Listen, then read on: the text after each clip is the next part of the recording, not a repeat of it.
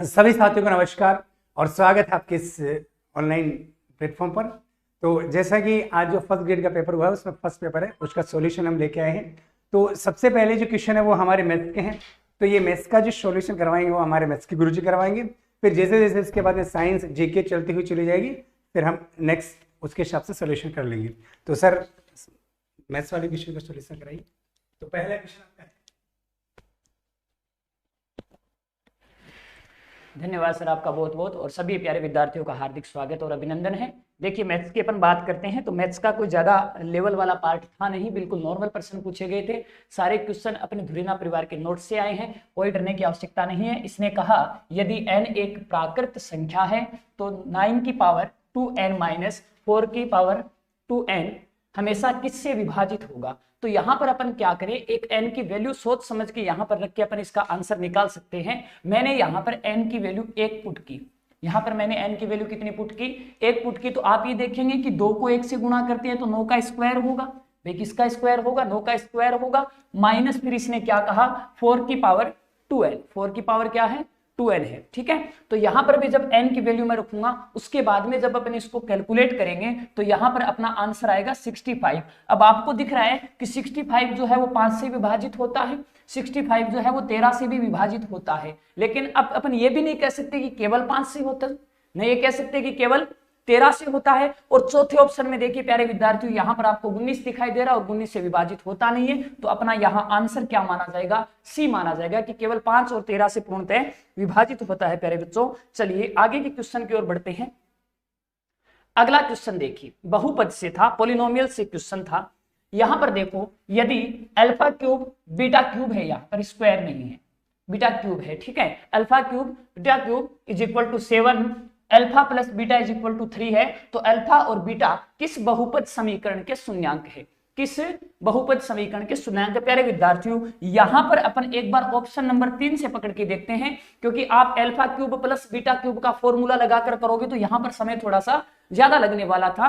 तो मैं यहां से देखूं कि एक बार गुणनखंड विधि से देखा जाए तो 9 को 20 से गुणा करेंगे 180 आएगा, और 180 के फैक्टर होंगे -15 और -12 हो जाएंगे, -15 और -12 हो जाएंगे, ठीक है। प्यारे विद्यार्थियों दोनों के बट्टा में 9 रहेगा, दोनों के बट्टा में कितना रहेगा, 9 रहेगा। फिर जब यहां से जब अपन कैलकुलेट करेंगे तो ये कितना आएगा, 5/3, ये आएगा 4/3।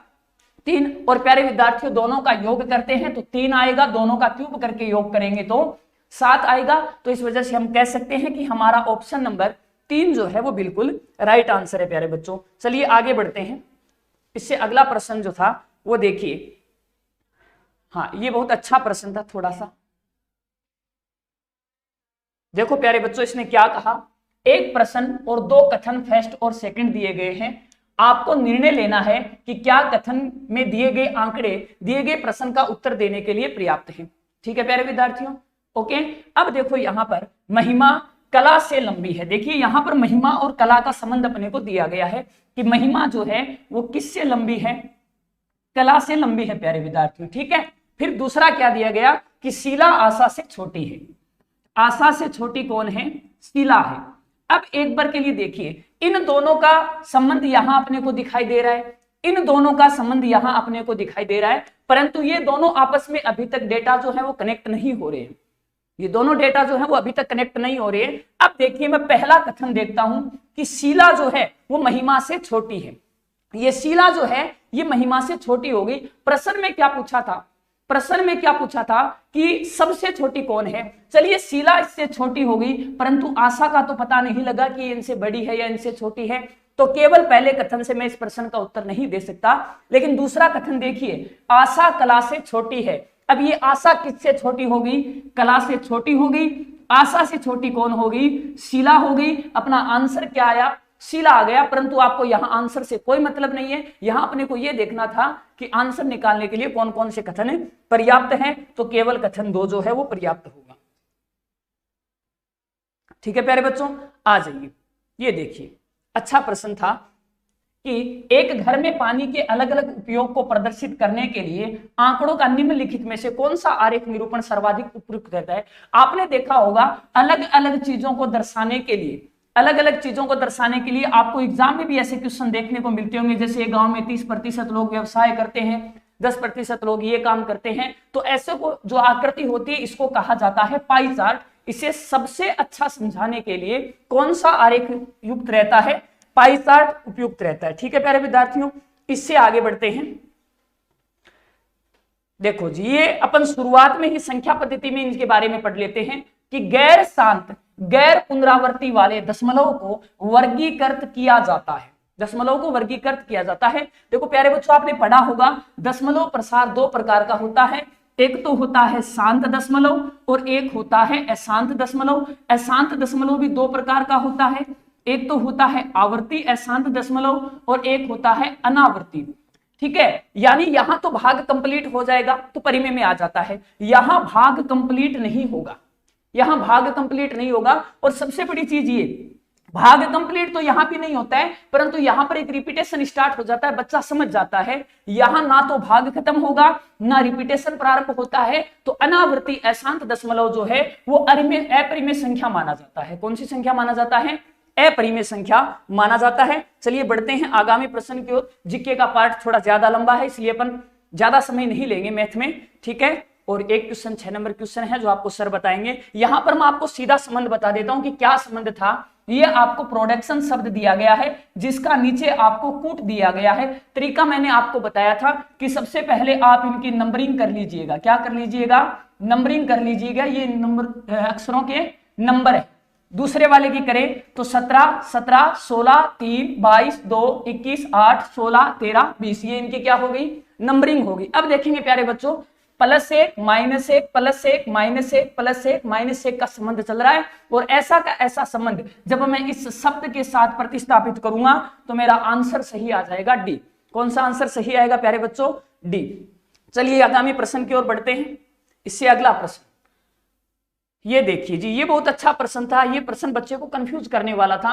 8 सेमी भुजा का एक बड़ा घन 2 सेमी भुजा वाले 64 छोटे समान घनों को एक साथ पुनर्व्यवस्थित करने पर बनाया जाता है। बड़े घन की सबसे ऊपरी सतह में से कोने के घनों को हटा दिया जाए तो बड़े घन के संपूर्ण पृष्ठ के क्षेत्रफल में क्या परिवर्तन होगा?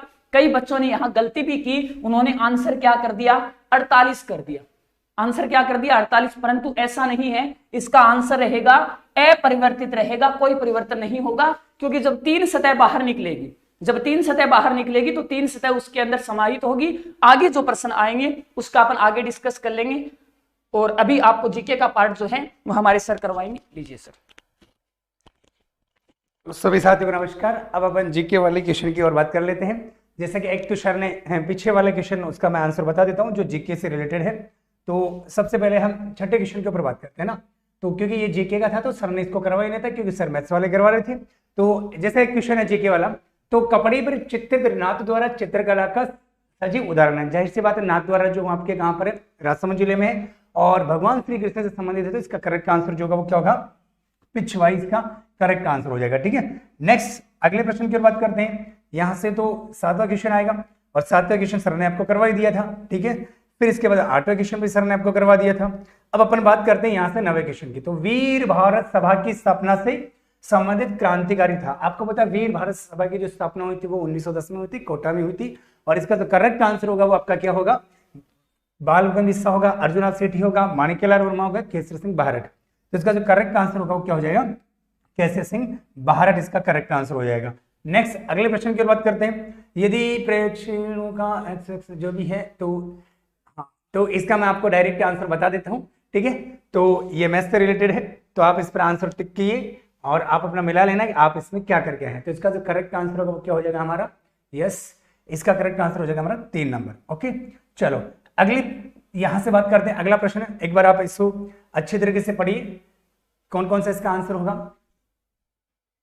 ठीक है, चलो देखो यहां से एक प्रश्न जो दिया है कि विदेशी शासन कितना भी अच्छा, विदेशी शासन कितना भी अच्छा क्यों ना हो, वह स्वराज्य की बराबरी नहीं कर सकता। जाहिर सी बात है, एक सेंटेंस आपने बहुत सुना होगा कि स्वराज्य मेरा जन्मसिद्ध अधिकार है, मैं उसको लेकर रहूंगा। ये कथन तो था बाल गंगाधर तिलक।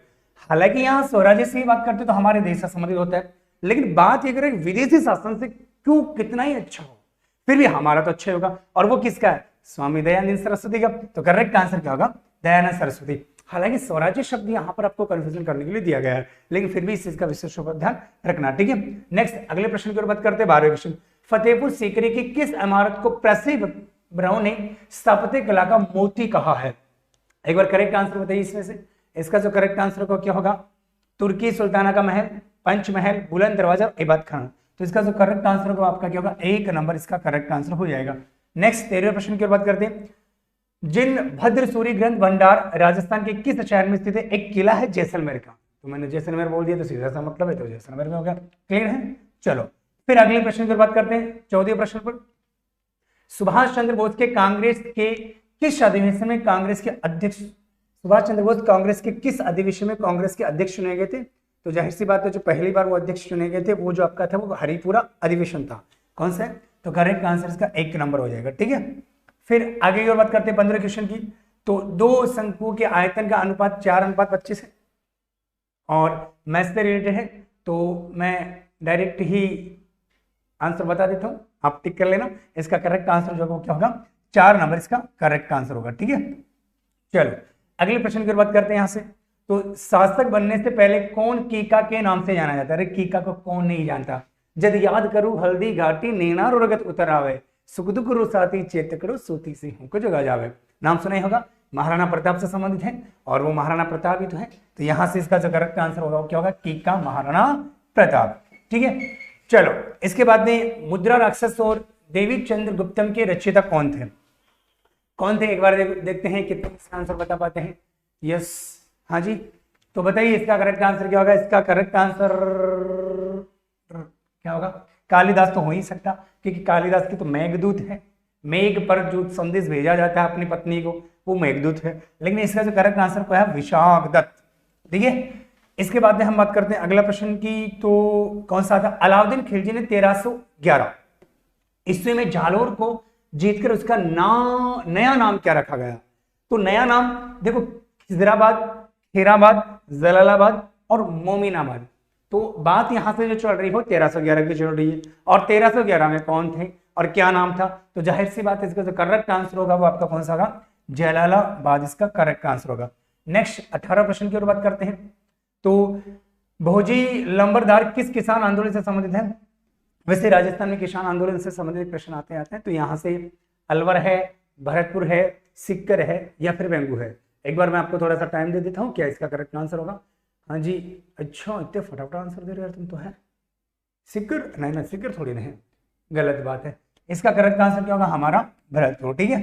चलो आगे की बात करते हैं 20वें प्रश्न पर। तो गणेश्वर की सभ्यता संस्कृति का महत्वपूर्ण स्थल है।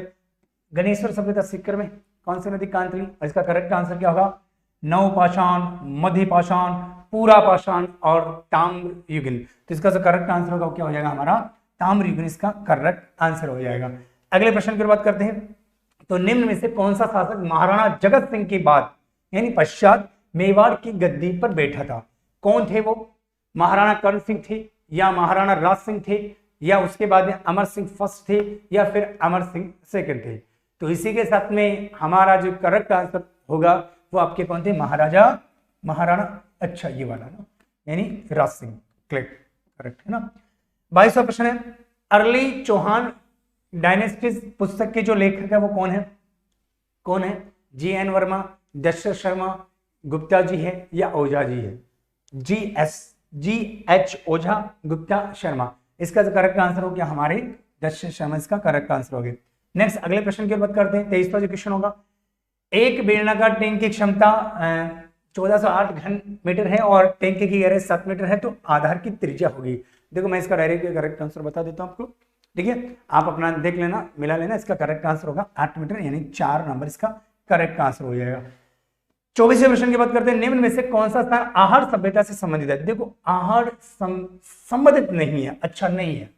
देखो गिलुन है, तो गिलुन तो आपके कौन सी नदी पर है? बनास पर है, बनास नदी पर है ना, राजसमंद जिले में है।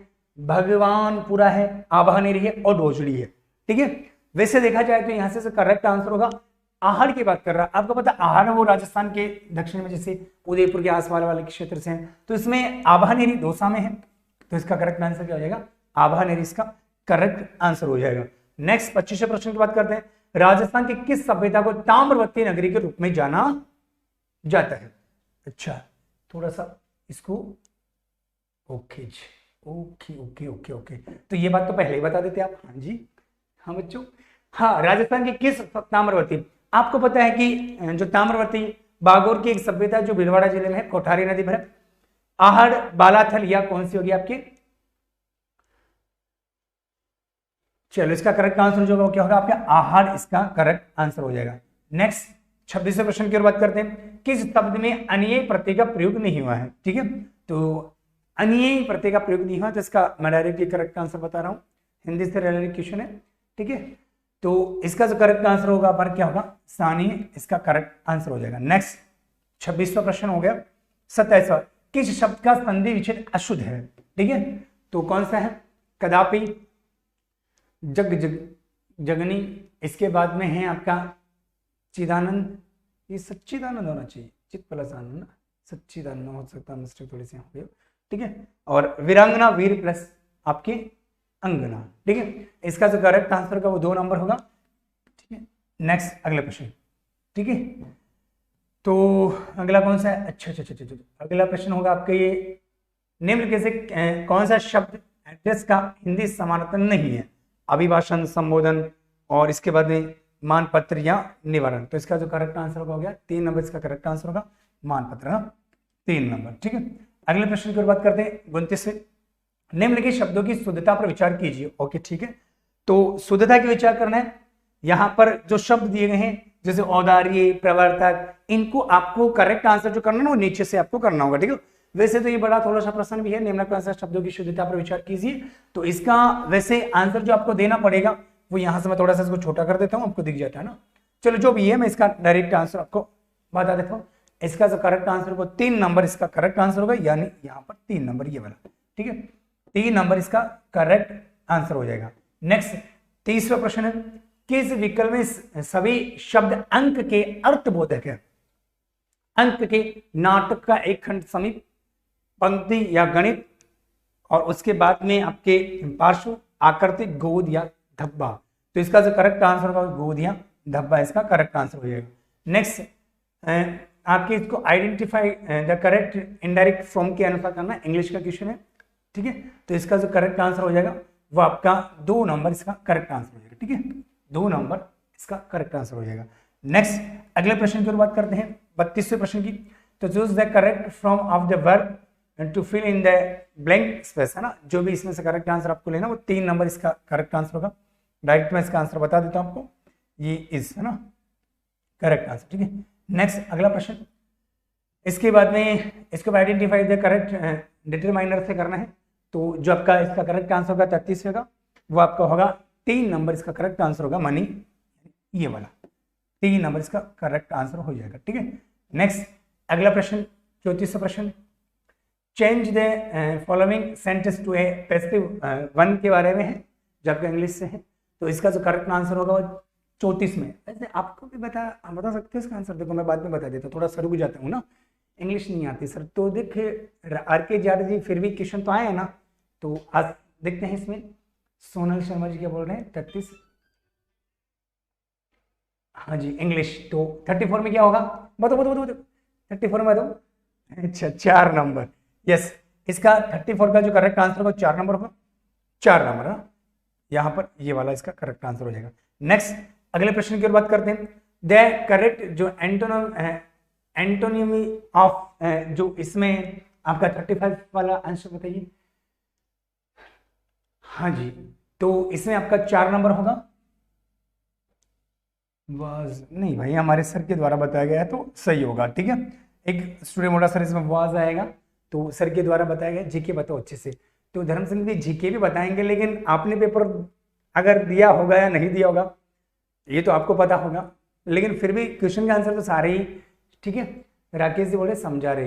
राकेश जी ये इंग्लिश वाले टीचर से संबंधित है, वो अभी अवेलेबल नहीं है, इसलिए मैं आंसर बता रहा हूँ। ठीक है, तो थोड़ा सा शिक्षक सामने अगर खड़े हैं तो थोड़ा सा शब्द का यूज सही लेना चाहिए आपको भी।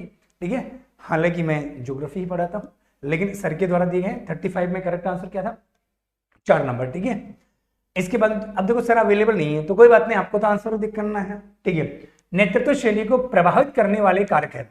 नेता का व्यक्तित्व, देखो नेतृत्व जो लीडरशिप होती है जैसे नेता का व्यक्तित्व होता है, बिल्कुल नेता का व्यक्तित्व अच्छा होना चाहिए। हम किसी भी की पर्सनालिटी से प्रभावित होते हैं ना। समूह सदस्य का व्यक्तित्व भी होना चाहिए, कार्य की प्रकृति होनी चाहिए, परिवेश की प्रकृति, बिल्कुल ये भी आपका होना चाहिए। इसका जो करेक्ट आंसर होगा वो नीचे से यहां से दिया जाएगा। 36 का करेक्ट आंसर जिसने भी दिया है वो बताए। इसका तो करेक्ट आंसर 3 नंबर होगा, है ना। 3 नंबर ABCD, यहां से इसका करेक्ट आंसर, यानी नेतृत्व की सारी चीजें, ठीक है। ज्योग्राफी के क्वेश्चन आएंगे तब आराम से अच्छी तरीके से सुनिश्चित करेंगे। राजस्थान के पूर्व और पश्चिम और उत्तर दक्षिण के विस्तार में अंतर बताइए। हाँ, ये ज्योग्राफी का क्वेश्चन है। आपको पता है कि एक तो 869 है, ठीक है, और एक 826 है, 824, दोनों का माइनस करेंगे तो ये 83 किलोमीटर आ गया, है ना। काफी पढ़ा होगा, सरल सा प्रश्न है ना सर 34 के, ठीक है। तो इसका करेक्ट आंसर 37 में 2 नंबर करेक्ट आंसर होगा, ठीक है। चलो अगले प्रश्न की ओर बात करते हैं। यहाँ से निम्नलिखित से कौन से कारक राजस्थान की जलवायु को प्रभावित करते हैं। हाँ, ये ज्योग्राफी का प्रश्न है। देखो अब देखो इसमें अक्षांश से विस्तार, देखो अक्षांश जलवायु को निर्धारण करता है और भारत का जो अक्षांश से विस्तार है उसमें लगभग आपके 30 डिग्री अंतराल आ जाता है। वैसे राजस्थान का भी अक्षांश से विस्तार है। तो आपको पता है कि कर्क रेखा से नीचे वाला उष्ण कटिबंध में आता है और उससे ऊपर वाला वैसे विश्व की जलवायु को देखें तो शीतोष्ण में आता है। तो जाहिर सी बात है अक्षांश तो प्रभावित करता ही करता है, देशांतरी प्रभावित नहीं करता क्योंकि ये आपके समय से संबंधित होता है, ये प्रभावित नहीं करता। इसका मतलब बी तो आंसर होगा नहीं, तो जिसमें बी आ रहा है उसको तो काट दीजिए, ये तो इसका आंसर होगा नहीं, ठीक है।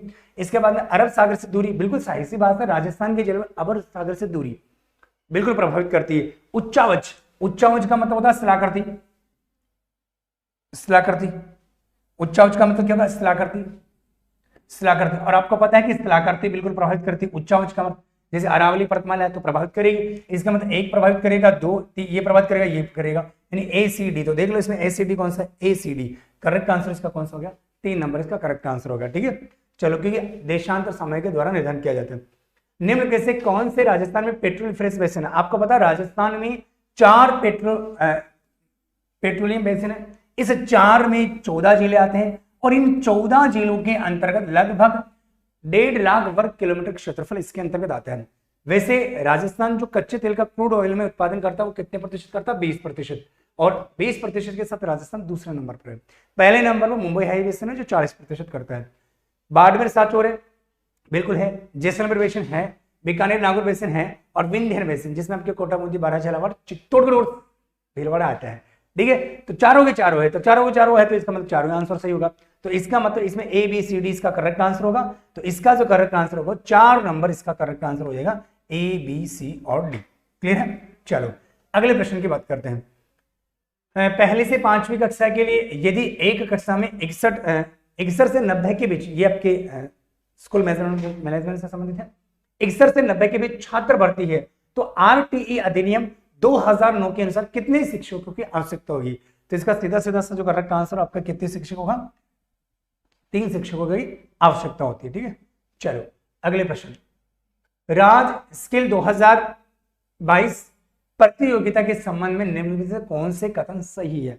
तो इस स्कीम के संबंध में बात कर रहे हैं, ठीक है। अगर मैं यहां से बात करूं कि जैसे हम बात करते हैं, इसको थोड़ा सा छोटा कर देता हूं ताकि आपको सही दिखे, ठीक है। देखो यह 3 चरणों में आयोजित हुई, ये भी बात सही है कि ये 3 चरणों में आयोजित हुई है, ठीक है। उसके बाद में हम बात करते हैं यहां से, यह औद्योगिक प्रशिक्षण संस्थानों के प्रशिक्षार्थियों के लिए आयोजित हुई है।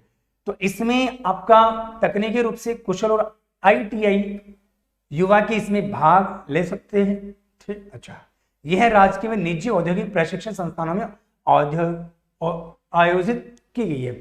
इसमें जो आंसर होगा करेक्ट आंसर वह इसका आंसर होगा 4 नंबर, यानी 4 नंबर जो विकल्प है सभी क, ख, ग और ग, इसका करेक्ट आंसर 4 नंबर हो जाएगा। नेक्स्ट अगले प्रश्न की बात करते हैं, गोपनीयता के अधिकार। अच्छा चलो इसको नीचे से देखना पड़ेगा क्योंकि इसका ऑप्शन नीचे है। देखो यहां से बात करते हैं गोपनीयता के अधिकार पर सर्वोच्च न्यायालय के फैसले के संबंध में कौन सा बयान सही है। गोपनीयता का अधिकार अनुच्छेद 21 के एक आंतरिक भाग के रूप में घोषित किया गया है जो जीवन और स्वतंत्रता की सुरक्षा करता, बात सही है। दूसरी बात है सुप्रीम कोर्ट के 10 न्यायाधीश पीठ ने यह ऐतिहासिक फैसला लिया था। यहां पर 10 ऐतिहासिक नीति, इस समय यहां पर 9 है, तो वो आपसे पूछ रहा है कि कौन सा सही है। तो इसका मतलब बी वाला तो सही नहीं है। JS खेर, JS खेर जो जगदीश खेर थे उस समय, तो ये भी बात सही है कि यह निर्णय भारत के मुख्य न्यायाधीश JS खेहार की अध्यक्षता में खंडपीठ ने दिया था, ये बात भी सही है। सरकार ने तर्क दिया है कि संविधान व्यक्तिगत गोपनीयता को एक असहनीय मौलिक अधिकार के रूप में गारंटी नहीं देता है। इसका मतलब इसमें बी वाला तो क्या हो गया, गलत हो गया, ए, सी और डी। अब इसमें से कभी कभी अगर आपको 2-3 चीजें भी आ रही तो भी कर सकते हो, यानी बी तो इसमें होगा नहीं, तो जो बी है वो तो कैंसिल हो जाएगा, यानी इसका आंसर ये भी नहीं होगा, इसका आंसर ये भी नहीं होगा। तो इसका जो करेक्ट आंसर कौन सा होगा आपका, ए, सी, डी, यानी 1 नंबर इसका करेक्ट आंसर हो जाएगा। नेक्स्ट अगले प्रश्न की बात करते हैं। राइज दीक्षा पोर्टल में राइज जो है, राइज का पूर्ण रूप है Rajasthan interface for school educators, ठीक है सर, मैं 12th में हूं, मुझे ठीक है। इसमें जो करेक्ट आंसर होगा वो आपका क्या होगा, राइज का जो करेक्ट आंसर होगा वो आपका 1 number Rajasthan interface for school educator, rise, RISE, rise है ना, ठीक है। चलो अगले प्रश्न की बात करते हैं, जो हमारा 44वां प्रश्न है। हाल ही में भारतीय खाद्य सुरक्षा होगा है ना, सुरक्षा एवं मानक प्राधिकरण ने राजस्थान के 37 विद्यालयों को इट राइट स्कूल का प्रमाण पत्र दिया है। इस मामले में देश में राज्य ने कौन सा दर्जा हासिल किया है, ठीक है। तो इसमें जो करेक्ट आंसर है हमारा राजस्थान ऐसा पहला राज्य है, इसका करेक्ट आंसर 1 नंबर हो जाएगा। नेक्स्ट 45वां प्रश्न, जून 2022 में अवनी लेखेरा ने फ्रांस में पैरा शूटिंग विश्व कप 2022 में एक महिला 50 metre rifle 3 position H1 final में स्वर्ण पदक जीता था, करंट से रिलेटेड है, इसका करेक्ट आंसर होगा 1 नंबर है ना, इसका करेक्ट आंसर 1 नंबर हो जाएगा। अगला प्रश्न की ओर बात करते हैं। यहां से किस रचना के लिए मधु काकरिया को 2021 के लिए बिहारी पुरस्कार दिया गया था? आपको पता है 1 साल तक की सर आपकी लैंग्वेज सही नहीं है, लैंग्वेज सही नहीं आ रही यार, मतलब मेरी आवाज सही नहीं है कि मैं सही नहीं बोल रहा, आवाज तो सही है मेरी, तो कोई गड़बड़ी तो नहीं है। अच्छा मेरी आवाज अच्छी नहीं लगेगी आपको, कोई बात नहीं, अब हर किसी को मेरी आवाज अच्छी थोड़ी भी तो लग सकती है, अपना अपना है ना, कोई बात नहीं, कोशिश करूंगा मेरी आवाज अच्छी लगे। चलो उपन्यास हम यहाँ थे कहाँ थे, जहां थे, और जहां थे वही हैं, ठीक है। तो करेक्ट आंसर इसका 1 नंबर इसका करेक्ट आंसर हो जाएगा। नेक्स्ट 47वां क्वेश्चन होगा हमारा, और वो होगा निम्नलिखित में से कौन सा कार्य शैक्षिक प्रबंधन से संबंधित है? वैसे देखा जाए तो इसका तो करेक्ट आंसर नीचे से ऑप्शन में से आपको देना पड़ेगा, से आपकी वो बात कर रहा है कि शैक्षिक प्रबंधन है ना, ठीक है, शैक्षिक प्रबंधन की बात कर रहे हैं, तो विद्यालय संगठन सही बात है, गतिविधियों की योजना, प्रणाली नियंत्रण, नीचे दिए गए कूट की सहायता से सही उत्तर का चयन करना है। तो वैसे तो मनोज सर की बुक्स आती है, उसमें ऐसा कैसा एज इट इज ये क्वेश्चन उठाया गया है, आप उनकी बुक्स भी देखोगे तो वहां इनको मिल जाएगा, ठीक है। तो अगर हम बात करते हैं यहाँ से, तो 47वां क्वेश्चन का जो करेक्ट आंसर होगा वो क्या होगा, इसका 4 क्वेश्चन इसका करेक्ट आंसर हो जाएगा, ठीक है, यानी A, B और C, ठीक है।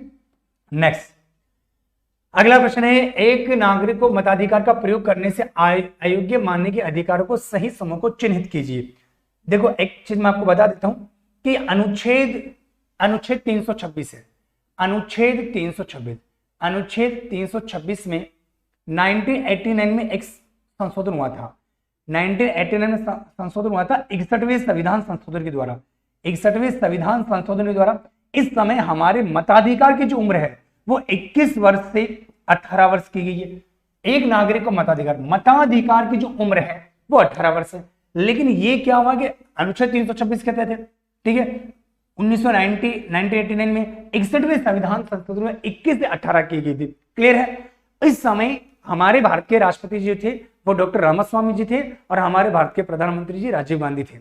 उनके समय इनमें कुछ चीजें लिखी गई है। वैसे ये जो क्वेश्चन है ना, कहीं आपके दिमाग में ये चीज आ जाए, क्योंकि इस वाले आर्टिकल नंबर 326 में दिवालियापन शब्द का उल्लेख नहीं किया गया है, तो इसका मतलब ये होगा कि एक तो कट गया, दूसरा ये भी कट गया, ठीक है। अब इसमें जो लिखा गया है वो आतंकवादी गतिविधियां भी नहीं लिखा गया है, तो जाहिर सी बात है जब आतंकवादी गतिविधियां नहीं लिखा गया है तो इसका मतलब 4 नंबर भी इसका आंसर नहीं होगा। इसका करेक्ट आंसर जो हमारा होगा आपको कौन सा होगा, 3 नंबर इसका करेक्ट आंसर होगा।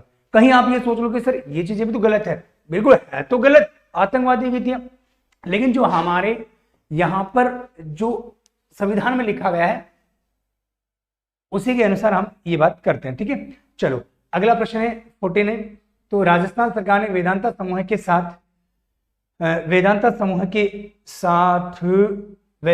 के साथ आंगनबाड़ी केंद्रों को रूप में विकसित करने के लिए समझौता ज्ञापन में हस्ताक्षर किए थे। इसका जो करेक्ट आंसर होगा वो आपका क्या होगा, 2 नंबर इसका करेक्ट आंसर होगा, नंदगढ़। ठीक है, चलो इसके बाद में अगले प्रश्न है 50वां।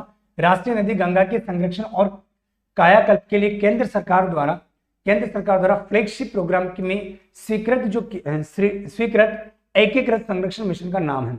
तो इसका जो करेक्ट आंसर होगा वो आपका 3 नंबर होगा, नमामि गंगे प्रोग्राम। एक मिनट, अच्छा 3 नंबर एक मिनट, कौन सा क्वेश्चन है, यस 50 का जो करेक्ट आंसर होगा वो क्या होगा आपका 3 नंबर। देखिए नमामि गंगे प्रोग्राम। ओके, चलो इसके बाद में हम बात करते हैं पश्चिमी राजस्थान में कौन से प्रकार के अनुप्रस्थ बालू का स्तूप पाए जाते हैं। तो देखो एक तो पवन विमुखी होता है, एक पवन विमुखी होता है, तो वो दोनों अनुप्रस्थ के अंतर्गत आते हैं। इसका जो करेक्ट आंसर होगा बरखान एवं पवन विमुख रेखी होगा, इसका करेक्ट आंसर 3 नंबर हो जाएगा। एक मिनट,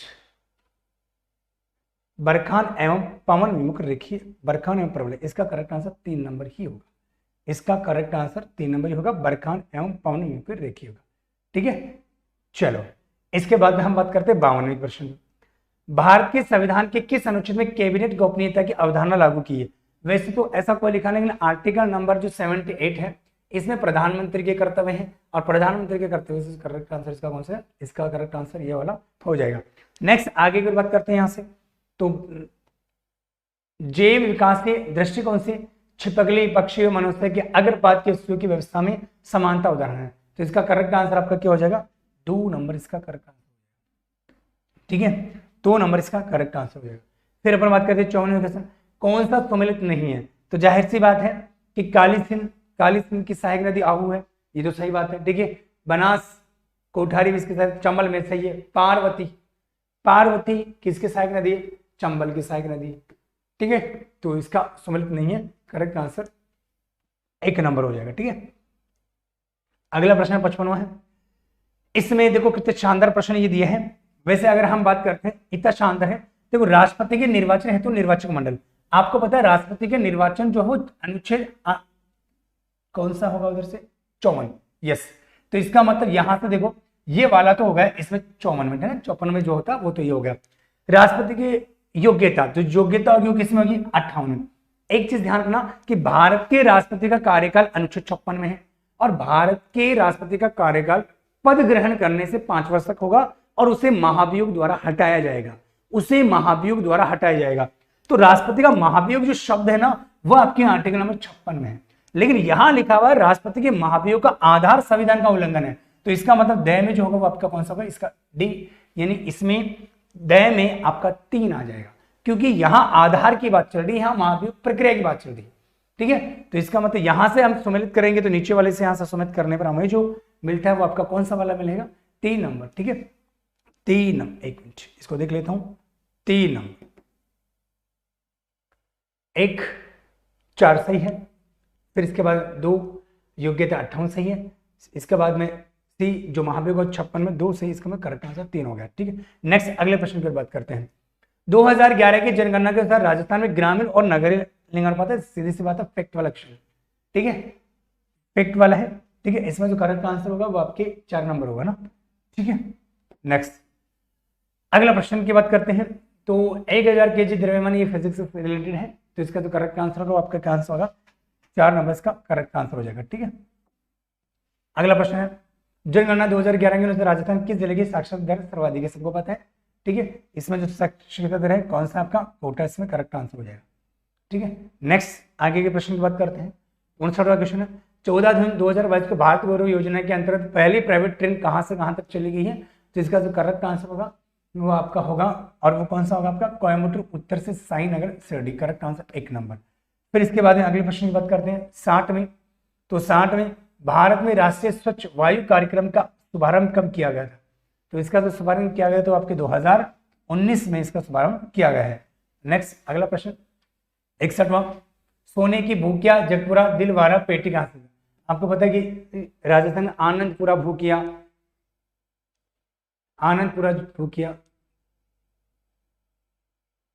आनंदपुरा भूकिया, जगतपुरा भूकिया, ये सारे के सारे कहाँ हैं हमारे पास वाड़ा में, 2 नंबर। ठीक है, चलो ठीक है। राजस्थान सरकार द्वारा सर्वप्रथम स्माइल कार्यक्रम कब शुरू किया गया था? स्माइल, ठीक है, 13 अप्रैल 2020। करेक्ट आंसर 1 नंबर ना, करेक्ट आंसर 1 नंबर। अगले प्रश्न की ओर बात करते हैं। 8 अप्रैल 2022 को राजस्थान के किस जिले के सैनिक विद्यालय में artificial intelligence and programming centre का उद्घाटन किया गया? 63 में जो करेक्ट आंसर होगा उसका झुंझुनू होगा। झुंझुनू है क्या इसमें? हाँ, ये रहा झुंझुनू, 4 नंबर झुंझुनू। नेक्स्ट अगले प्रश्न की बात करते हैं। निम्नलिखित में से कौन सा हेनरी फ्यूल द्वारा दिए गए प्रबंधन के कार्य में शामिल नहीं है ना? ये वैसे पब्लिकेट में भी आता है, मैनेजमेंट में आता है। इसमें बजट निर्माण का नहीं दिया गया, बाकी संगठन, नियोजन और समन्वय ये दिया गया ना। तो इसके बाद अगले प्रश्न की बात करते हैं। इसका आंसर हो जाएगा बजट निर्माण, 2 नंबर है ना। चलो, यह चिन्हित कीजिए कि राज्यसभा के गठन के बारे में निम्न में से कौन सा वाक्य सही है? दिए गए कोट में से सही उत्तर। देखो आपको पता है, पहले लाइन इसमें लिखी है कि राज्यसभा की सदस्य संख्या 250 से अधिक नहीं होनी चाहिए। सही बात है, ये बात सही है। दूसरी बात, 12 मनोनीत सदस्य, बिल्कुल 12 मनोनीत सदस्य तो होते हैं, ये बात भी सही है। 12 मनोनीत सदस्य विज्ञान, कला, समाज सेवा और खेल। देखो यहां शब्द लिया गया खेल। वैसे आपने देखा सचिन तेंदुलकर है, उनको खेल में ही राज्यसभा का सदस्य बनाया गया था, लेकिन हमारे संविधान में खेल शब्द का यूज नहीं लिया गया, यहाँ पर साहित्य शब्द का यूज लिया गया है। इसका मतलब ये बात गलत होगी। यहां तक तो ठीक है भाई, 12 ठीक है, लेकिन जब आगे पढ़ते हैं इस चीज को तो यहाँ खेल हमें दिखता है, जैसे खेल दिखता है तो वैसे ये आपका गलत हो जाता है। राज्यों और केंद्र शासित प्रदेशों के सदस्यों की निर्वाचन की प्रक्रिया एक जैसी है। देखो राज्यसभा में राज्यसभा भी निर्वाचित होकर जाते हैं, और जिन केंद्र शासित प्रदेश है, जिन केंद्र शासित प्रदेश जैसे दिल्ली और पांडिचेरी है, तो वहां से भी जाते हैं। तो प्रक्रिया तो एक ही है ना, चाहे वो केंद्र शासित प्रदेश की हो और चाहे वो स्टेट की हो, प्रक्रिया तो एक ही है। तो इसने बोला है कि राज्यों और केंद्र शासित प्रदेश, इसका मतलब ये बात भी तो सही है। तो वैसे तो इसका आंसर ए और से। अच्छा, ए और से, तो केवल ए ऐसे ही, ए और ब। इसके बाद में हम बात करते हैं नीचे क्या आ जाता है, केवल ए और से सही है। इसका मतलब 4 नंबर इसका करेक्ट आंसर है। ठीक है, 4 नंबर इसका करेक्ट आंसर। ठीक है, नेक्स्ट हम बात करते हैं अगले प्रश्न की। आर एस यहां से जो होगा इसका करेक्ट आंसर अगले वाले, यानी R S C E R T का विस्तार रूप है। तो इसका जो विस्तार रूप है आपका मतलब Rajasthan state council of education research and training. इसका करेक्ट आंसर आपका 2 नंबर हो गया। ठीक है, नेक्स्ट यस, अगले प्रश्न 67 में। राजस्थान के इसबगोल उत्पादक है, आपको पता है सबसे ज्यादा इसबगोल जालौर, सिरोही, बाड़मेर की तरफ ही होता है ना। तो वैसे तो इस बार के डाटा के अनुसार तो बाड़मेर पहले पर है, इस बार डाटा के अनुसार बाड़मेर फर्स्ट नंबर पर है। ठीक है, ये ध्यान रखना अभी की रिपोर्ट के अनुसार। लेकिन आप देखो ऑप्शन में ऐसा नहीं पूछा गया कि पहले पे कौन है, दूसरे पे कौन है, तीसरे पे कौन है, ऐसा नहीं पूछा गया ऑप्शन में। ठीक है, उदयपुर, राजसमंद, चित्तौड़ है, इनमें होता नहीं है। तो वैसे तो ये है, इसी क्वेश्चन को अगर ज्योग्राफी के दृष्टि से घुमा के पूछ लेना तो 1 नंबर बाड़मेर आता है, लेकिन फिर उसके विकल्प वैसे होते जैसे मान लो बाड़मेर, झालोर, झालोर बाड़मेर, लेकिन दिए गए विकल्प के अनुसार इसका करेक्ट आंसर जो होगा कौन सा होगा आपका 2 नंबर झालोर। झालोर फर्स्ट नहीं है इस बार, ध्यान रख लेना। ठीक है, पता नहीं अगले फिर ये क्वेश्चन आपको मिल जाए। ठीक है, चलो इसके बाद में हम बात करते हैं निम्नलिखित रासायनिक समीकरण सुमिलित करने में जो भी है ये आपके साइंस से रिलेटेड है। इसका जो करेक्ट आंसर होगा 68 का बताना, 68 का जो करेक्ट आंसर होगा वो क्या होगा देखे तो सही। चलो 68 में जो करेक्ट आंसर होगा वो आपका 34। अच्छा, निम्नलिखित रासायनिक समीकरण को संतुलित करने पर Fe, H2O, Fe3O4 और H2O के गुणांक क्रमशः क्या है? अच्छा, तो उस हिसाब से फर्स्ट और सेकंड नंबर के हिसाब से आपको पता है ना, तो इसका करेक्ट आंसर क्या होगा 2 नंबर इसका करेक्ट आंसर होगा। ठीक है, ठीक है। इसके बाद में हाल ही में राजस्थान ग्रामीण आजीविका विकास परिषद के निदेशक ने राजस्थान में सर्व महिला संचालित सहकारी बैंक स्थापित करने के लिए किस राज्य की स्त्री निधि के प्रबंध निदेशक के साथ समझौता ज्ञापन पर हस्ताक्षर किए थे? इसका करेक्ट आंसर तेलंगाना ना, तेलंगाना भारत का अंतिम राज्य है ना। चलो इसके बाद में आता है राजस्थान माध्यमिक शिक्षा बोर्ड के सदस्यों का कार्यकाल कितना होता है? वैसे इसका आंसर बताना क्या होगा इसका आंसर। इसका जो करेक्ट आंसर आपके 3 वर्ष ना, यानी 2 इसका करेक्ट आंसर हो जाएगा। नेक्स्ट 71वें क्वेश्चन की बात करते हैं। मारवाड़ रत्न पद्मश्री कोमल कोठारी सम्मान 2022 किसे प्रदान किया गया है? महेंद्र भानावत जी को, महेंद्र खड़गावत जी को, डॉक्टर BR चौधरी जी को, या श्री कुमार मेनन जी को दिया गया है? इसका जो करेक्ट आंसर होगा वो आपका कौन सा होगा? श्री डॉक्टर महेंद्र जी भानावत जी को। चलो 72वां प्रश्न, निम्नलिखित में से कौन सा डाइट का पूरा नाम? District institute for education training. Okay, तो ये डाइट है। एक वो डाइट भी होती है जो हमारी डाइट होती है, जैसे गुलाब जामुन वाली डाइट होती है, दह दमादम दह दमादम दह दमादम। हाँ, एक ये डाइट अलग है। तो इसका जो करेक्ट आंसर होगा क्या होगा आपका? देखते हैं आप में से कितने इसका बता पाते हैं। इसका करेक्ट आंसर होगा क्रियात्मक अनुसंधान कार्यक्रम संचालित करना, इसका करेक्ट आंसर होगा। वैसे बताना सही से, ये होगा, 2 होगा, 1 होगा या 4 होगा? हाँ जी, इसका करेक्ट आंसर 3 नंबर होगा। इसके बाद में राजस्थान राज्य की अधिकतम क्षेत्र कौन से रेलवे क्षेत्र, मतलब इंग्लिश में अगर आप देखोगे तो इसमें रेलवे जोन आपको लिखा हुआ, रेलवे जोन की बात कर रहे हैं। और राजस्थान में जो रेलवे जोन है वो आपके जयपुर है, जिसको हम बोलते हैं उत्तरी पश्चिमी रेलवे जोन, यानी ऊपरी है, मतलब उत्तरी पश्चिमी रेलवे जोन, और ये हमारे जयपुर में है। और आपको पता है कि उत्तरी पश्चिमी रेलवे जोन के तहत 4 मंडल काम करते हैं। 4 मंडल काम करते हैं ना उत्तरी पश्चिमी। कौन कौन से मंडल? एक जयपुर खुद है, दूसरा अजमेर है, तीसरा बीकानेर है, और चौथा जोधपुर है, जो उत्तरी पश्चिमी रेलवे जोन के तहत काम करते हैं। वैसे कोटा जो है वो कोटा आपका काम करते हैं इसके तहत, मध्य रेलवे कोटा, लेकिन वो ज्यादा की पूछ रहा है, करेक्ट उत्तरी पश्चिमी रेलवे यानी ऊपरी में काम करता है। वैसे कोटा ऊपरी के तहत काम नहीं करता, ठीक है। हाँ, तो अगला क्वेश्चन है, निम्नलिखित सम्मिलित कीजिए तथा सम्मिलित, अच्छा दिलवाड़ा, वैसे दिलवाड़ा है, वैसे दिलवाड़ा भी मिल जाता है आपको, वैसे तो है तो दिलवाड़ा। चलो आपको पता है कि भाई जैसे वैसे तो अगर हम बात करते हैं इसी क्वेश्चन को, दिलवाड़ा कहां पर? दिलवाड़ा की चोटी भी है, ठीक है। और दिलवाड़ा चोटी कहां पर है आपकी? यस, सिरोही के अंतर्गत है दिलवाड़ा, ठीक है। नाथद्वारा राजसमंद में है, भीनमाल जालोर में है, और ज्ञानेश्वर हमारे सीकर में है, ठीक है। तो जाहिर सी बात ए में क्या आएगा? 2, या तो ये होगा आंसर या इसका आंसर, अच्छा ये 3 है क्या? अच्छा चलो ठीक है। फिर इसके बाद में अगर हम बात करते हैं यहाँ से नाथद्वारा के अंतर्गत आपका क्या आएगा? राजसमंद आएगा, यानी बै में आपका 3 आएगा, तो 3 इसमें भी आ रहा है और 3 इसमें भी आ रहा है, इसका मतलब इसका आंसर 4 तो नहीं होगा। चलो भीनमाल झालोर में सै में झालोर, यानी सै में 4 आना चाहिए, तो यहाँ 1 आ रहा है और यहाँ 4 है, तो करेक्ट आंसर इसका क्या हुआ? 1 नंबर इसका करेक्ट। 72 में 2 होगा, 72 में 2 होगा।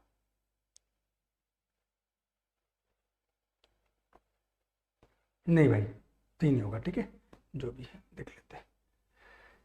75 है। फिर इसके बाद RTE अधिनियम 2019 की धारा 25 से संबंधित है, ये लास्ट क्वेश्चन है आज का, और ये आपके अध्यापक और विद्यार्थी से संबंधित है। और आपको पता है अध्यापक और विद्यार्थी से संबंधित आपका ऑप्शन 3 नंबर है।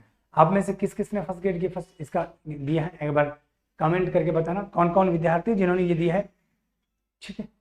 तो ये क्वेश्चन पेपर था, इसका सॉल्यूशन जो भी इसके आंसर है, ठीक है। तो इसी के साथ ही हमारा यहाँ पर ये क्लियर होता है आज के लिए, जो फर्स्ट ग्रेड का फर्स्ट पेपर है ना।